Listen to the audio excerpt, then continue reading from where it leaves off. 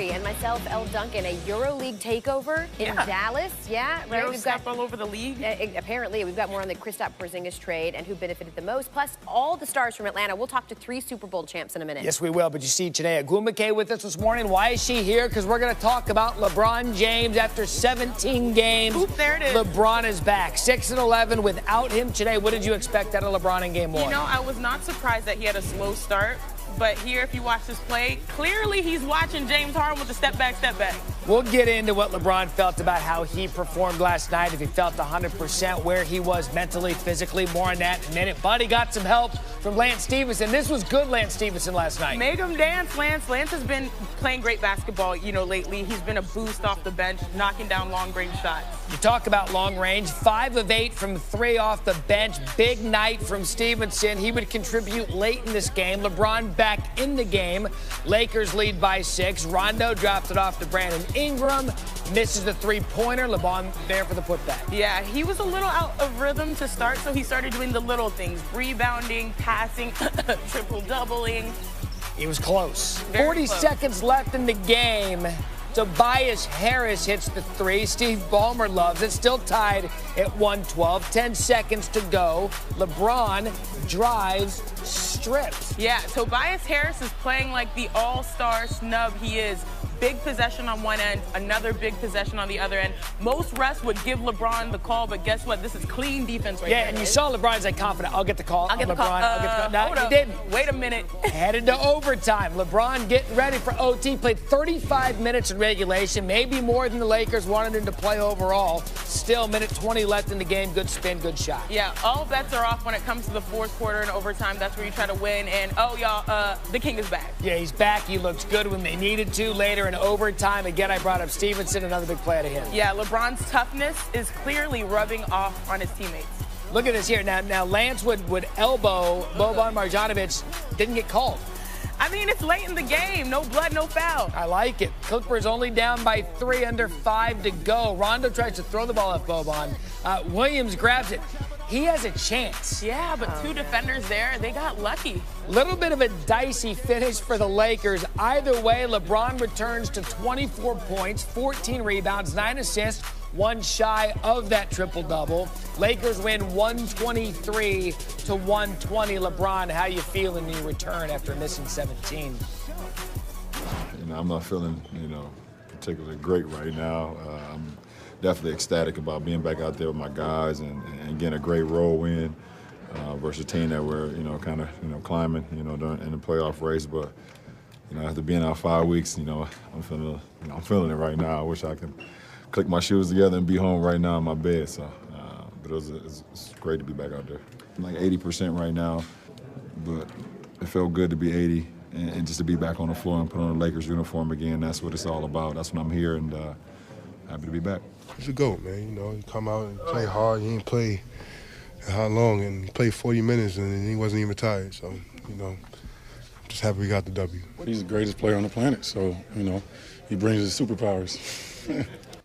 All right, so LeBron James kind of eased his way back into the game Thursday. According to Second Spectrum, LeBron had 5 drives in the first 3 quarters and doubled that output in the fourth quarter and overtime with 10. He didn't make a shot on a drive to the basket until the fourth quarter. There was another big game out west. The Sixers at the Oracle. Okay, so the Sixers hadn't beat the Warriors in almost 6 years. DeMarcus Cousins making his home debut. He said he wanted this matchup with Joel Embiid, and early on he took advantage of it. Yeah, it was a good test for Boogie as a post. He had highlights, but he still has a way to go, especially coming back from that injury. Joel Embiid missed all 5 of the 3-point attempts he took, including that one on the other end. Cousins with the dunk. Yes, I love center on center crime. Centers are still alive in the NBA. The big man is still around. We still here. We out here. Embiid got his get back, though. The little windmill dunk there. Cousins is on the bench, but he's like, all right, respect. I like it. Yeah, Take another look. I love it when Joel Embiid feels disrespected because that brings out the monster. He always feels disrespected. You're right. Steph Curry certainly doesn't. He did a toe touch on that basket. I'm not really exactly sure how he made it, but we say that quite a bit. No Klay Thompson in this one, so Steph was able to just pick and pocket from the perimeter. Yeah, Steph was the only one who connected beyond the arc, but Steph was definitely missing his other splash throw. Yeah, Curry made 10 threes. Warriors up by 7 at the half. Sixers down 2 now in the third. Embiid, 26 points on this one, just shoots right over Cousins. This guy might be the best post player in the NBA. New age, old age, nice touch. That's a guard's touch right there on that possession. Ben Simmons there with the putback, fresh off of his first All-Star nod. Sixers take the lead, up 5 now. But the steal, Simmons to Jimmy Butler for the dunk. Yeah, the 76ers are looking like the team you expected them to be when they got Jimmy Butler. Oh, shockingly, Draymond Green is upset. You mad, bro? Yeah, he's frustrated. They're not guarding you, Draymond. Yeah, they're trying. Well, then be mad at yourself. Be mad at yourself. They try to pump each other up. To the fourth quarter we go. Curry with the 3, but this one is blocked. He had 41 points, but it wasn't enough last night. Next possession, he drives and again is blocked. Again, Steph, I think he realized he had to do it all. KD didn't really have his best night, but this is the best version of the 76ers we found. So Boogie's hometown debut is spoiled, and Steve Kerr really critical of his team. We weren't there mentally. We weren't there competitively, and we got what we deserved. I thought they totally outplayed us in the second half. We didn't respond with competitive desire and intelligence and execution, so we got what we deserved. On top of turnovers, you obviously got to be really kind of more choreographed on certain possessions when things kind of get away from us. And the pace was so fast, we never really were able to manufacture great looks for whatever reason. So I don't think we were as prepared as a team, you know, for the different looks that we were going to get tonight. Right, there used to be a few things that were guaranteed. Death, taxes, and the Warriors winning at home. Not so much. They've gone from invincible early on to merely good. I mean, they're allowing over 10 more points per game at home this season than they did in the previous 4 seasons combined. And now they're 0-3 against the top 3 teams in the East this season, which is why, Matt, I know you're panicking. Yeah, I am. The biggest NBA news happened off the court yesterday when Dallas traded for the Knicks Kristaps Porzingis and a 7-player, 2-draft pick blockbuster. Deal came together after Porzingis met with Knicks management Thursday and left them with the impression that he wanted to be dealt. Ask and you shall receive. The move frees up $71 million in cap space this summer. Here are the details. Here's who went where. This was big. The full trade looks like this. In addition to Porzingis, Courtney Lee, Trey Burke, and Tim Hardaway Jr., they're going to Dallas. As for the Knicks, they received Dennis Smith Jr., DeAndre Jordan, Wesley Matthews, and 2 future first-round picks. Plenty of reaction to go around. Over time, it became clear to us that Kristaps was not completely on board with the plan that we had laid out. He is a great player, but this morning in a meeting, he confirmed that he no longer wanted to be a Knick. Given the uncertainty of going into free agency with a player who feels that way, we decided to make this trade. It's just a feeling you get as you're watching how frequently he comes to practices, how long he's around the gym, different things that he's doing. And we just started to get a feel that this might be moving in a different direction. It's always tough to lose teammates in the middle of the year, but, you know, it's part of the gig. And, you know, I think if you have a chance to add a franchise caliber player like Porzingis, you just got to go for it. You communicated with Porzingis since the trade? Yeah. What was he happy? Yeah, he was. What did you say to each other? It keeps between us. At first glance, Chene, it's like, oh, clearly the Mavs won. They got Kristaps Porzingis. But when you look at it's more nuanced. When you look at both sides of this, what stands out to you from their perspective? I think that the Knicks made a huge gamble. As the kids say, they risked it all.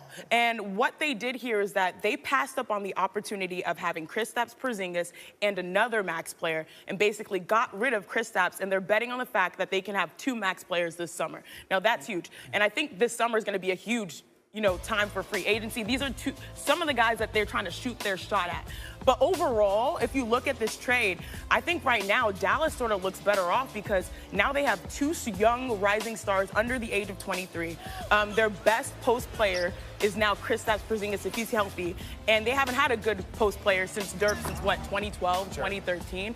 You also have, your options are now, Tim Hardaway Jr. and Courtney Lee now being second, third options in New York. Now they're moving to third, fourth supporting cast options. So if you look at the big picture here, I think the Knicks made a huge gamble, and Dallas is now betting on their future, especially with Luka in this international style. Well, both teams did that. New York with the future, with the cap space. Can they lure Kevin Durant, Kyrie Irving? We'll wait and see, but certainly Dallas got much younger. Chiney, thank you. Still at That's an accurate depiction of what's going on here right now. 100%. I'm so tired of the summer shots. That's not what Bristol looks like right now. Let's really peel back the layers, show you what we look like without makeup. That's exactly what it is. It's ugly. Kawhi Leonard and the Raptors taking on Giannis Antetokounmpo and the Bucks. Raptors season best 10-game home win streak, and Giannis was like, I'll dunk on that. Look at the rim respect. Everybody just cleared out of the way. They're like, no thanks, don't put me on a poster. Does it again, too. He's so long and one. Giannis scored 13 of his 19 points in the first half alone. Third quarter, we pick it up. Giannis up against Leonard for the dunk. Bucks looking to stay atop the East in this one. And they're starting to pull away later. Eric Bledsoe misses the layup. But DJ Wilson, a career-high 16 points. He's there with the follow. To the fourth quarter we go. Raptors did stage a bit of a comeback in this one. They're within 11. Siakam with the tough one over Giannis and the and one. Brook Lopez said this was a playoff atmosphere. Next possession, the steal from Siakam. And then Wright can't finish, but Siakam is there. The man tried to do everything he can to stage a comeback for the Raptors, 28 in the game. We had an 8-point game with under 2 to go. Leonard driving, cutting. Now we're back within 6. However, kill shot from Malcolm Brogdon here. The Bucks end up taking the season series over the Raptors, winning 3 of 4. They both said we'll probably see each other again, so not to get a little excited about taking the season series. So they've got the best record in the NBA, do those Bucks, at 37-13. It's the third time they held the best record in the NBA through 50 games. Each of the previous 2 seasons ended in a trip to the finals. Most recently in 1973. So those are the only 2 trips to the finals in franchise. Now for your half-hour headlines, and breathe easy, LA, because the king is back. Yeah, the 17-game absence for LeBron took the Lakers from right in the middle of the Western Conference playoff race to having work to do with LeBron out. As you said, they hope those days are over. Lakers 6-11 without LeBron. He returned last night. Led them to a 123-120 overtime win over their roommates, the Clippers. LeBron played 40 minutes, nearly had a triple-double, 24, 14, and 9. The work is there for LeBron. Lakers now sitting 9th in the Western Conference. Here's Dave McMenamin on his return. James lost it. He may have gotten hurt. You can see him mouth the words, I felt a pop, and he just went back to the locker room. Seeing as LeBron James as well, LeBron James, even while he sat out for 37 days with a groin injury, he was never out of sight, out of mind. He toted wine into the arena. He wore blazers, and blazers with hoodies underneath. And even that one-time blazer, hoodie, shirt, and tie combo. But the basketball was missing. I didn't come here to sit on the bench. I love clothes. I love suits. But I didn't come here to put on a suit every day. I come here to put on a jersey and some shorts. That's what I came here to do and lead a team. King is back. What a shot by LeBron. LeBron, welcome back. The Lakers welcomed his leadership Thursday as the 34-year-old played 40 minutes in his return and put the finishing touches on an overtime win over the Clippers that helped his team climb a game behind the playoff picture. Just having a quarterback out there with flow, a guy that makes everyone's job a lot easier. He's one of the best, if not the best. He's the greatest player on the planet, so, he brings his superpowers. LeBron said he didn't feel so super, putting himself at about 80%. But that was still good enough for him to end up 1 assist shy of a triple-double. They'll need him closer to 100 with 17 of their final 30 games on the road as they make a postseason push. I think there were certain things that we didn't see tonight, but I don't think he looked like he was 80% tonight. He kind of got to where he wanted. He created in the offense. Defensively, he was down in the stance, getting us stops, rebounds. So he looked fine to me. There's more he can do, but he looked healthy. It's been a snake-bit season for the Lakers, from injuries to suspensions to coaching and trade speculation. And perhaps there's still more unknown than known about how they'll end up. But they got LeBron back, and that feels pretty good for now. It felt good to be back on the floor and put on a Lakers uniform again. That's what it's all about. That's when I'm here, and happy to be back. Also part of your half-hour headlines, after nearly 6 years of losing to the Warriors, the Sixers take one last night at Oracle, 113-104, effectively ending the Dubs' 11-game win streak and spoiling the home debut of DeMarcus Cousins. Joel Embiid led his team with 26, while Steph contributed 41 points in the loss. One of the Warriors' biggest problems Thursday night was that Steph got zero help from his friends shooting the ball. Warriors, besides Steph, 1 of 20 from 3 last night, including going 0 of 8 on uncontested looks. It does bear mentioning Klay Thompson sat out yesterday with illness. The biggest NBA news off the court yesterday. Dallas traded for Kristaps Porzingis, 7 players, 2-pick blockbuster. Move frees up $71 million in cap space this summer. The deal also included Dennis Smith Jr., Wesley Matthews, and DeAndre Jordan. Here's Bobby Marks with the impact of this deal.